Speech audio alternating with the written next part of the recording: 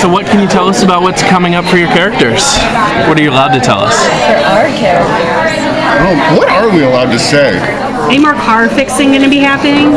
No tutoring? No more sleepless car fixing, unfortunately, but season 2. Yeah, we don't see Bruce again. We don't. Or Bruce. Yeah, so. Yeah, no more uninvited car fixing.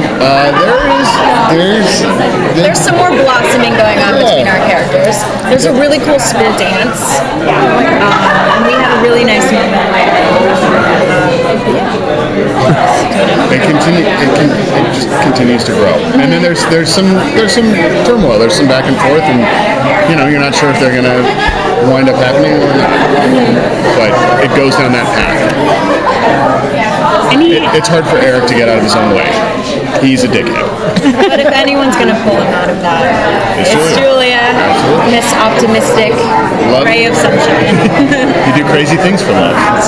Is Julie ready is she ready for a bad boy? Well, I think with the blossoming of this relationship, the edge is kind of taken off of Mr. Eric, so I don't think he's necessarily. I think she penetrates the exterior and goes straight to like a little softy on the inside.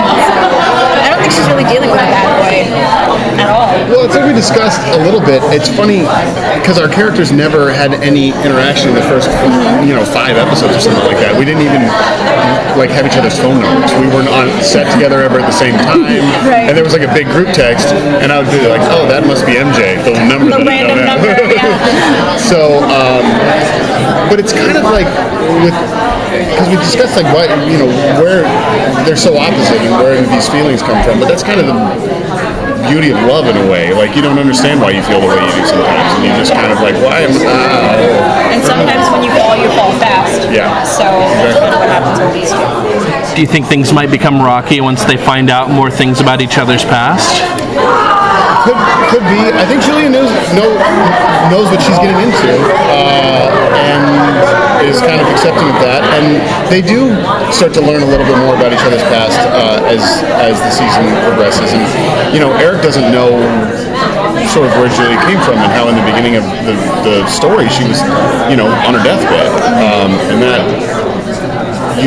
there is a reveal of that later in the season where he finds that out, and it's a nice moment. So yeah, I think that it can definitely change the dynamic. So Julia's always been very interested in the Atrians, whereas Eric was always, a little skeptical of them.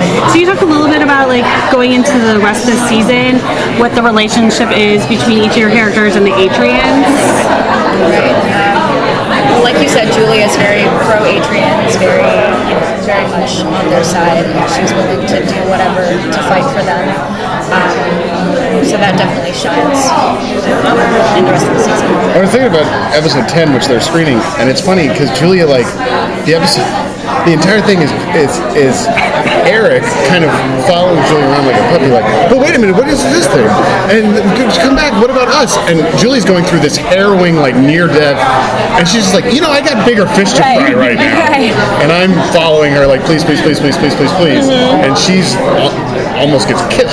Right. And so to help the Atrians. Yeah. So yeah. So Eric's a softie. He's a romantic. He forgets about the Atrians at that point. He's just going after the girl. But she's unfortunately, My priorities are a little different.